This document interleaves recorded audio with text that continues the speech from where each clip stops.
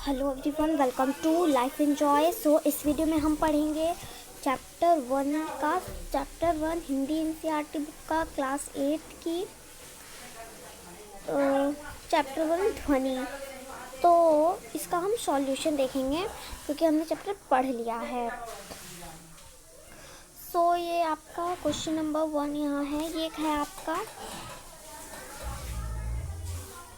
ये कविता से के हैं क्वेश्चन, आगे के 3 क्वेश्चन। तो कवि को ऐसा विश्वास क्यों है कि उसका अंत अभी नहीं होगा।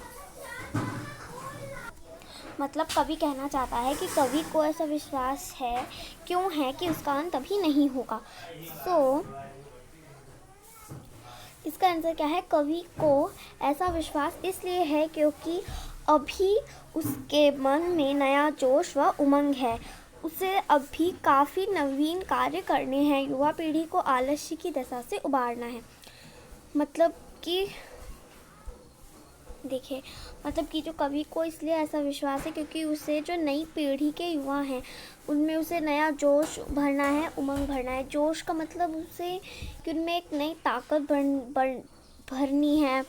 एक उसे भी काफ़ी नए अच्छे नवीन कार्य, नए काम करने हैं। युवा पीढ़ी में जो आलस है उसे उबारना है, उससे उन्हें। अब है आपका क्वेश्चन नंबर 2। फूलों को अनंत तक विकसित करने के लिए कवि ने कौन कौन सा प्रयास करता है। तो फूलों को लास्ट तक, जैसे मान लीजिए अब फूल है तो फूल पहले क्या बनते हैं? फूल पहले कलियां बनती हैं। पहले वो इस तरह से होते हैं, बंद होते हैं, फिर धीरे धीरे वो 2-3 दिन बाद आपको फूल टाइप बिल्कुल खिल जाते हैं। तो उससे कौन से प्रयास करने हैं? तो फूलों को अंत तक विकसित करने के लिए उन्हें कलियों की स्थिति से निकाल के खिले फूल बनाना चाहता है। कवि का मानना है कि उसके जीवन में वसंत आया हुआ है। जो कवि है वो जो युवा हैं जो अभी आलस में हैं उन्हें उससे निकालना चाहता है। जो कलियां हैं उन्हें खिले फूल बनाना चाहता है। और उसका मानना है कि उसके जीवन में भी वसंत ऋतु आया है, इसलिए वह कलियों को हाथों की वसंती मृदुल। अभी हम वर्ड मीनिंग्स भी देखेंगे तो उसमें हमें पता चलेगा। हाथों की वसंती हाथों में जो उसके वसंत है उसके स्पर्श से कलियों को खिला देगा। वह फूलों की आंखों से आलस्य हटाकर चुस्त व जागरूक करना तथा अपने नवजीवन के अमृत से सींचना चाहता है। क्वेश्चन नंबर 3 देखते हैं। पुष्पों की त्रंदा और आलस्य दूर हटाने के लिए क्या करना चाहता है? जो पुष्पों में आलस है और त्रंदा है उसे हटाने के लिए, दूर हटाने के लिए वो क्या करना चाहता है? तो कवि उसे हटाने के लिए अपने कोमल हाथ फेर कर उन्हें जगाना चाहता है। वह उन्हें चुस्त, प्राणवान, अभावान व पुष्ट करना चाहता है ताकि वे वसंत के सौंदर्य को और भी मनोहर बना दे। कवि नींद में पड़े युवक को प्रेरित करने में नए उत्कर्ष के स्वप्न जगा देगा। वह आलस्य दूर भगा देगा तथा वह उनमें नए उत्साह का संचार करना चाहता है। अब देखिए क्या है ना कि जो इसमें देखिए, अगर आपके दिमाग में भी कुछ और आपके दिमाग में भी अगर कुछ है कि आप इससे हटकर लिख सकते हैं, छोटा और लिख सकते हैं, स्मॉल लिख सकते हैं या और बिग लिख सकते हैं, तो आप वो लिख सकते हैं। वरना आप जिससे मैंने आपको लिखा है वो भी ठीक ही आंसर है तो आप उसे भी लिख सकते हैं। तो आपने थर्ड क्वेश्चन तक तो देख लें। अब यहाँ से जो आपके क्वेश्चन स्टार्ट होते हैं वो कविता से आगे के स्टार्ट होते हैं। तो कविता से आगे के क्वेश्चंस ये हैं, तो चलिए देख लेते हैं इन्हें भी। तो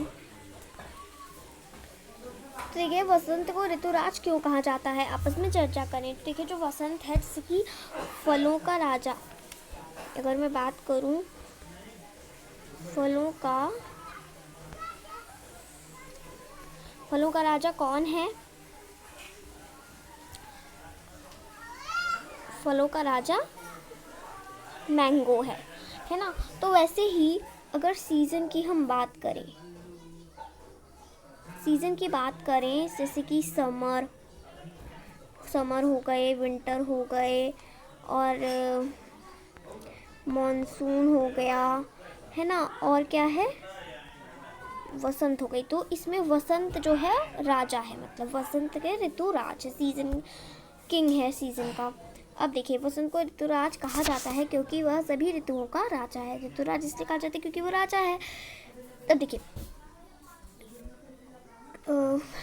इस ऋतु में प्रकृति पूरे यौवन हो जाती है, मतलब जो प्रकृति है ना वो यौवन होती है, मतलब कि बिल्कुल खिली भली हो जाती है। जैसे कि मान लीजिए अगर एक पेड़ है और इसमें मान लीजिए कुछ पत्तियां, देखिए जहाँ मैंने पिंक पिंक किया है, मान लीजिए कि वो जो पत्तियां हैं, कि ये जो पत्तियां हैं पिंक पिंक, ये मतलब पुरानी पत्तियां हैं और बाकी सारी तो अभी न्यू हैं, मतलब कुछ समय पहले आई हैं। तो ये क्या करता है, उन पत्तियों को गिराकर एक नई पत्तियों का आरंभ कर देता है, उसमें मतलब नई पत्तियों को ले आता है। सो उसमें मतलब प्रकृति यौवन हो जाती है, नई हो जाती है बिल्कुल से। इस ऋतु के आने पर सर्दी कम होती है, मौसम सुहावना हो जाता है।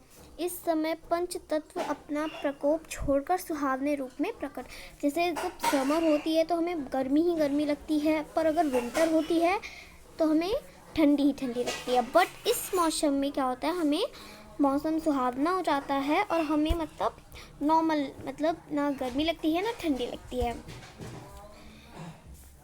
सो इसमें मतलब पंचतत्व अपना प्रकोप छोड़कर सुहावने रूप में होते हैं। मतलब पंचतत्व क्या, जल, वायु, धरती, आकाश और अग्नि, ये सब क्या है, ये अपना मोहक रूप दिखाते हैं। मतलब जैसे कि इस टाइम कोई बारिश नहीं होती या बहुत ही ज़्यादा पानी का वो नहीं होता, मतलब जैसे सुनामी वगैरह नहीं आती, या वायु तेज़ नहीं चलती, ज़्यादा धीमी भी नहीं चलती, इस तरह से ये सब अपना मोहक रूप दिखाते हैं। पेड़ में नए पत्ते आने लगते हैं, आम बोरों से लद जाते हैं, खेत सरसों के फूल से भरे पीले दिखने लगते हैं। सरसों के मतलब पीले फूल ऋतुराज का आगमन की घोषणा, मतलब जो सरसों के पीले फूल होते हैं ना वो सबसे जल्दी उग जाते हैं, कब, जब ऋतुराज का आगमन हो जाता है।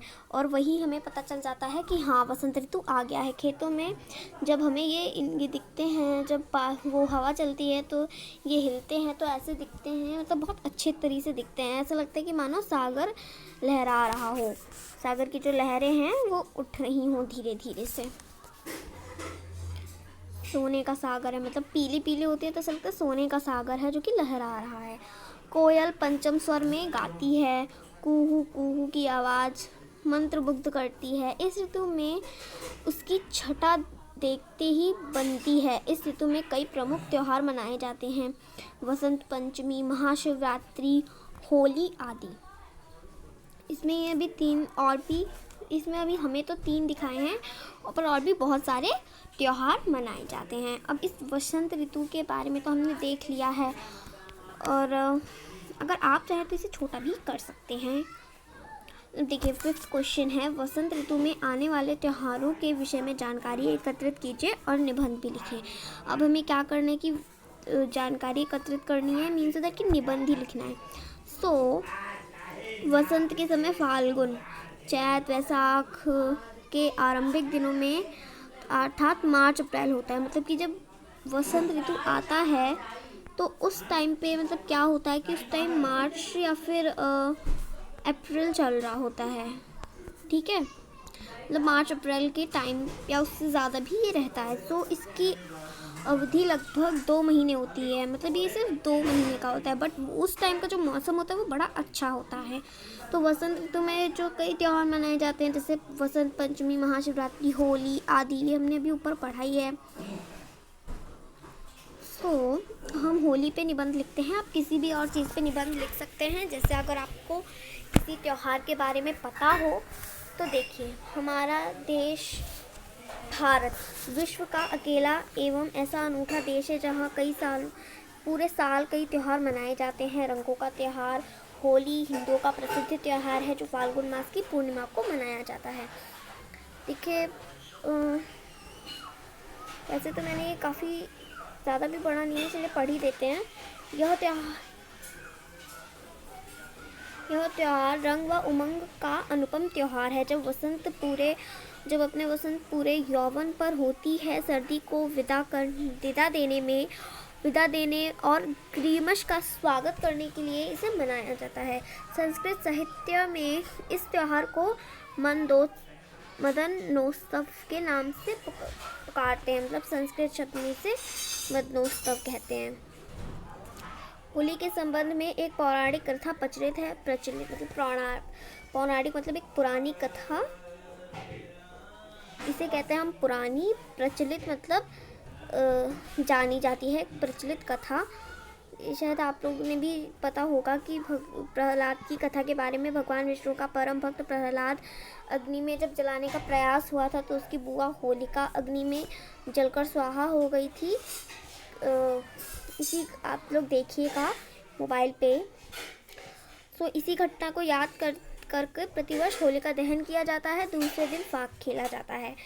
इस दिन छोटे बड़े, अमीर गरीब आदि का भेदभाव मिटा दिया जाता है। सब एक दूसरे पर रंग फेंकते हैं, गुलाल लगाते हैं और गले मिलते हैं। चारों ओर आनंद, मस्ती और उल्लास का समा बन जाता है। ढोल पर थिरकते, मंजीरे की ताल पर झूमते, नाचते गाते, आपसी भेदभाव भुलाकर अपने शत्रुओं को भी गले लगा लेते। परंतु कुछ लोग अशोभनीय व्यवहार कर इस त्योहार की पवित्रता नष्ट कर देते हैं, जो कि उचित नहीं है। कुछ देखिए, इस त्योहार में हमें हर्ष उल्लास से रहना चाहिए, आनंद मस्ती से रहना चाहिए, नाचते गाते रहना चाहिए। बट कुछ लोग जो होते हैं वो अशोभनीय व्यवहार करते हैं, जो कि उचित नहीं है। हमारा कर्तव्य है कि हम होली का त्योहार उसके आदर्शों के अनुरूप मनाएं। आपसी बैर भाव, घृणा आदि को जलाकर एक दूसरे पर गुलाल लगाकर आपस में प्रेम और एकता का सद्भाव बढ़ाएं। होली के अवसर पर आओ एक दूसरे पर गुलाल लगाएं, अपने सब भेदभाव भुलाकर प्रेम और सद्भाव बढ़ाएं। सो ये हो गई हमारी होली पर निबंध। छोटा सा ही था, ज़्यादा भी बड़ा नहीं था। अब बात कर लेते हैं भाषा की बात की। तो हरे भरे पुष्प, ये पूरा क्वेश्चन ही है आपका। तो देखिए, इसमें क्या करने हैं कि हमें देखिए क्वेश्चन पढ़ते। देखिए, हरे हरे पुष्प पुष्प, ऐसे के मतलब पुष्प में एक शब्द की एक ही अर्थ में पुनरावृत्ति हुई है। मतलब देखिए, एक ही शब्द है, एक ही अर्थ है, उसकी पुनरावृत्ति हुई है। कविता के हरे हरे ये पात, वाक्यांश में हरे हरे शब्द यूं पत्तों के लिए विशेषण रूप में प्रत्यक्ष हुए हैं। यह पात शब्द बहुवचन में प्रयुक्त हुए हैं। अच्छा देखिए, क्वेश्चन में हमें क्या करना है, एक शब्द बेर मतलब देखिए क्या करना है हमें क्वेश्चन में, इन्हीं तरह से जैसे कि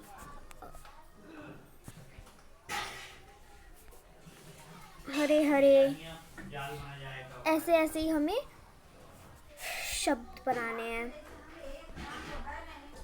तो चलिए बनाते हैं। देखिए, जैसे ये शब्द है ना, रह रह कर, लाल लाल, तो ऐसे ही हमें शब्द बनाने हैं। तो देखिए, उत्तर, बातों बातों में कब घर आ गई पता ही नहीं चला, रह रह कर। मतलब ये आपके यहाँ पे सारे देखिए, ये आपके सारे शब्द थे और इन्हें आपको पुनरावृत्त शब्दों से प्रयोग करके लिखना था। तो ये मैंने लिख दिए हैं सारे के सारे, आप लोग कर सकते हैं। So thank you and please subscribe. So हम लोगों ने बाकी सब कुछ देख लिया है, क्वेश्चन आंसर्स तो हमने देख ही लिए हैं। अब हम बात करते हैं किसकी, अब हम बात करते हैं शब्दार्थ की। शब्दार्थ हमारा लास्ट है। देखिए, जैसे मृदुल का मतलब होता है कोमल, मतलब यानी सॉफ्ट। पात का मीन्स होता है पत्ता, यानी लीव गया मैंने, लीफ, LEAF। गात का मतलब होता है शरीर, यानी बॉडी। निद्रित का मतलब होता है सोया हुआ, मतलब स्लीपिंग जो करता है। प्रत्यूष मतलब होता है प्रातः काल, ठीक है।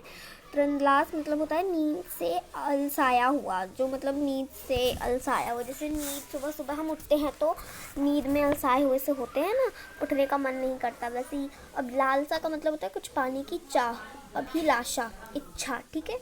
तो ये हमारे क्वेश्चन आंसर्स हो चुके हैं। तो ध्वनि चैप्टर में बस इतना ही, बट मैं ये कहूँगी कि प्लीज़ आप हमारे चैनल को सब्सक्राइब करें, लाइक दें ज़रूर एक, और शेयर ज़रूर करें वीडियो अच्छा लगा हो तो। चैप्टर ध्वनि में बस इतना ही।